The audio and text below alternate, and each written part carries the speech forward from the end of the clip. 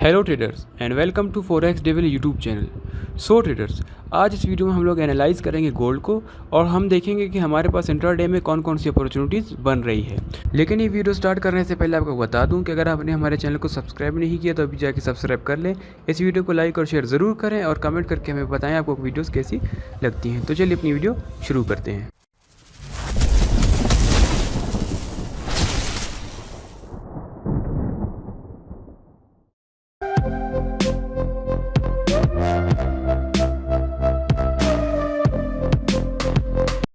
सो traders, ये gold का daily chart है।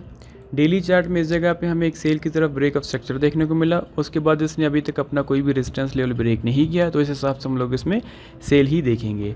डेली चार्ट के हिसाब से जो हमारे पास सेलिंग लेवल बन रहे हैं वो ये एरिया बन रहे हैं। पहला 2000 से 2009 के बीच में और दूसरा 2030 से 2035 के बीच में। हम वेट कर रहे हैं कि अगर मार्केट यहाँ पे आती है और यहाँ पे कोई अच्छा सा सेल का सेटअप देती है तो हम लोग इन्हें सेल करें। पहला लेवल हमारा ये है, अगर आपको यहाँ पे कोई अच्छा सा सेल का सेटअप देती है तो आप यहाँ से सेल कर सकते हैं।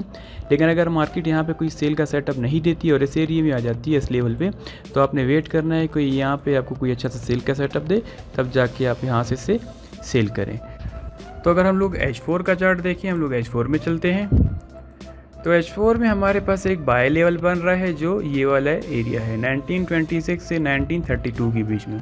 अगर मार्केट आपको यहाँ पे मिलती है और आपको यहाँ से कोई अच्छा सा बाय का सेटअप देती है तो आप इसे यहाँ से बाय कर सकते हैं। और इसके साथ साथ हमारे पास एक रिट्रेसमेंट लेवल भी है, वो ये वाला एरिया बन रहा है 1977 से 1985 के बीच में। तो अगर मार्केट यहाँ पे आपको मिलती है, यहाँ से सिर्फ आपको एक छोटी सी रिट्रेसमेंट मिल सकती है। इस जगह पे आपने बहुत ध्यान से ट्रेड करना है।